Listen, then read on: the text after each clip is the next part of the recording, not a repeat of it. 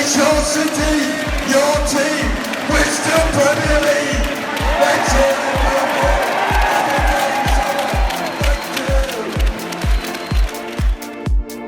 the Yeah, we could start with that. Alan, welcome to 100% LCFC TV again. Pleasure to be here, Phil. It's an absolute honour to have you as ever, and we've got may lots. I say you're looking very well.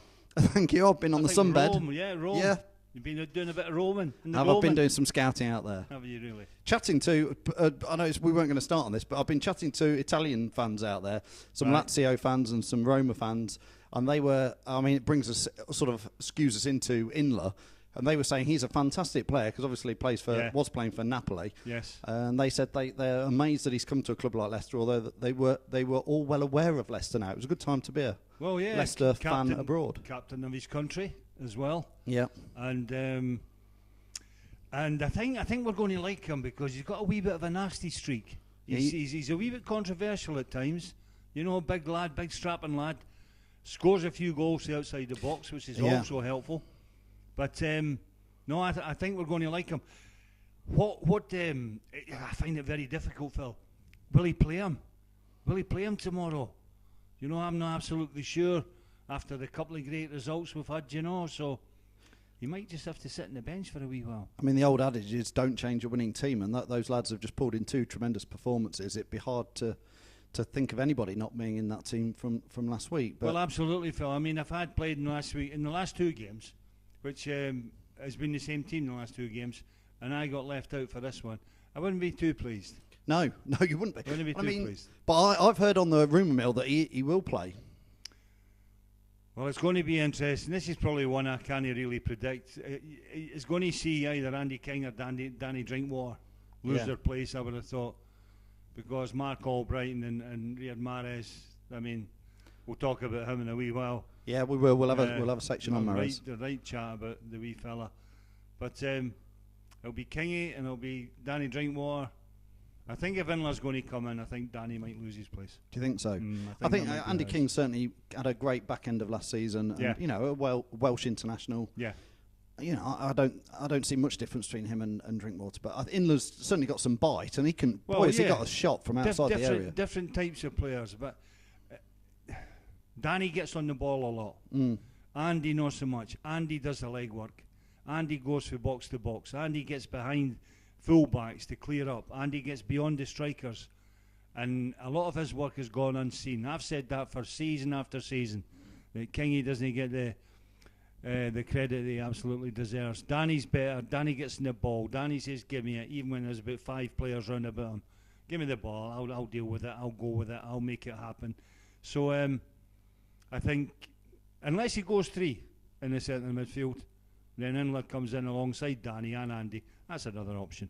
I think that's the difference, though, from last season, is that the additions we've made in the summer have added real quality in a little bit more depth, where now, if players, the debate is, should King or Drinkwater or Inler or Kante, who's going to make that? You know, there's 4 or 5 real quality players. It's a good problem. We haven't even started talking about Kante. No. You know, and he came on at West Ham as well, and he made the right usage of himself, by the way. Yeah. Diminutive little figure. But, you know, one of them that you think, he's in your hair, he's in your face all the time. So he's another one to consider, Phil. Yeah. And as you say, the squad that we brought through from last season, which were magnificent for the last part of last season, and we've added to it with quality players. So I was a wee bit hesitant at the start. I thought when Nigel left, it might cause... Oh, bless you, Phil. Bless you, son. I'm allergic to you, Alan. No, but it's, you know, and then Mr. Ranieri's come in, but the team's been the same virtually. Yeah. You know, it's been the same 10, apart from, you know, little Okazaki up front, and got that name right. Nearly called him something else. Yeah, don't Okazaki. call him anything else. Yeah, you impressed everybody. Did you Okazaki? I've got my own name for him, but I'm not going to tell you. Did you see what Gary Neville had said about Okazaki? That he thought he was the summer's buy, the best buy of the summer. Absolutely. So, you know, I think that's, and Gary Neville, you know, he does seem to know his stuff. And I never ever liked Gary Neville as a person or as a player. I can listen. No, but I can listen to him on the TV. He's when he great does his pundit. analysis, he's nearly as good as me. Nearly, not quite. It brings us on to, I mean, the topic of this that we've not even got onto is can City get 3 wins in a row? Yes. Well, that's it. That was a quick video. That's us and done. We can just go into the next one now. Yeah. Why not? Why not, for goodness sake? It's Tottenham Hotspur. It's not as if it's blooming Real Madrid or Barcelona or anybody like that. They've got some good players. So have we. They've got some goal scorers. So have we. They've got a half-decent goalkeeper. And we've got a better one. The only thing that really concerns me a bit, Phil, is central defence. I'm not quite sure that we're up to scratch there. You know, we haven't kept a clean sheet yet. Yeah, we have let a couple of goals in. The couple of goals that we've let in have been totally avoidable. In fact, have been errors one by Schmeichel and one by Rob Huth in the first game, especially. But I thought Rob Huth at West Ham was outstanding. Spurs, they've come along. Harry Kane up front. He's bound to score. Did he? Will he? He seems to always score against us. Well, yeah. Being an ex-Leicester, I know he's only on loan with us. Yeah, he's been away with the under-21s. Yeah. And he's come back for the Euros. And by all accounts, he's needing to do a wee bit of catch-up. Yeah. Physically. He's had a late summer off, hasn't he, with the Euros? So he came off in the last game against Stoke. Now, look at that game. 2-0 up against Stoke, say. Yeah. You don't. A good team, a very good team. They don't lose that lead. Not against Stoke City. You shouldn't even be, 2 up, you should be going for 3-4. But for Stoke City to come back and get a 2 each, how are Tottenham feeling now? Even if they get a goal up, will they still be comfortable? If they go 2 up, we know that we can still get back at them. But I don't think that's going to be the case. I think we will win reasonably comfortably. They will cause us problems. Every team has their minutes, has their 10, 15 minutes or so in the game, Phil. But the way that we are playing, the type of football we are playing, if we can keep doing that, keep playing that way, teams can't live with us. And I don't care whether you're talking about Chelsea or Liverpool or Manchester City or Manchester United, who are below us in the table, by the way. Who isn't? We don't need to bother.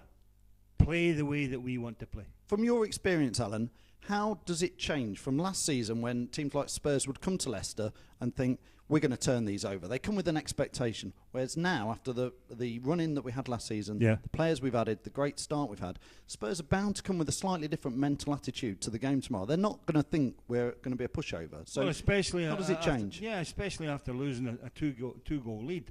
But let's go further back than just the last part of last season, Phil, because last season we played a lot of good football in a lot of games, and we got nothing for it. We've got like Spurs, they pinched it. They did Boxing Day, yeah. We should have won that. Absolutely. Aston Villa at home, there should have been 8-0. Yeah. And we played some great football, and we didn't really get the rub of the green. You do need that. You do need a wee bit of fortune to go your way. And we played some great football last season, and it's just continued. It's gone on and on into this season. Tottenham Hotspur are going to come to the King Power Stadium, and I tell you what, they're going to get a big surprise. Yeah, I think so. I mean, we do look exciting, really exciting at the moment. It's certainly in the front line with Mahrez, Okazaki coming on, playing really well. Vardy looks on form again. Yeah. I think we look a pretty exciting team from the back with Schlupp and Albrighton, who are playing quite deep roles at the moment. But we look like we've got a number of players now who could get the ball and do something. Yeah, absolutely. We've got match winners. Yeah. I think maybe the one wee concern I might have is Richie Delat. The last couple of games, cramp against West Ham, cramp against Sunderland, came off.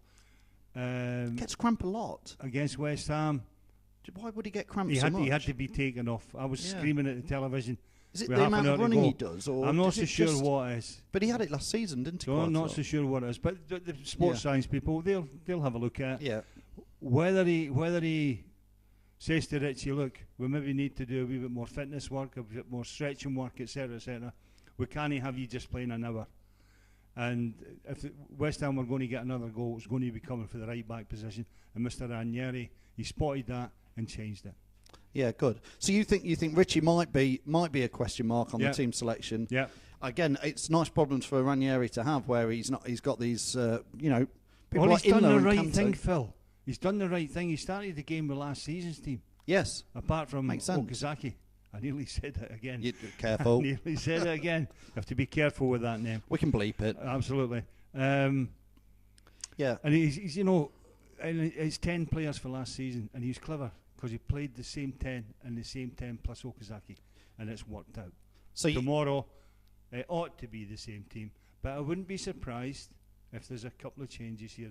After all, here's the Tinker Man. He was the first Tinker Man. They all do it now. It makes me laugh when people say he's the Tinker Man. I mean, which manager doesn't tinker nowadays? Well, it's just an unfortunate Tinkerbell, Tinkerman that he's got, isn't the it? Tinker Father, the Godfather. I mean, just before we wrap up this video, Alan, can we just have 30 seconds? He really deserves his own section. Just to talk about David Nugent, who's gone to Middlesbrough, and I'm sure all Leicester fans wish him his best. Good luck, David. Absolutely. And I think everybody will be behind me. All the supporters will be behind me. David Nugent ran his socks off, ran his heart out for this club, did his best. And some people sometimes, I think, got the wrong impression of David when he got up after missing a chance and laughed and smiled. Yeah, he just enjoyed it. That's the Nuge. Yeah. And, yeah, we'll miss him, but I think he'll do great at Middlesbrough. And a few quid on Middlesbrough for promotion with the Nuge. Yep.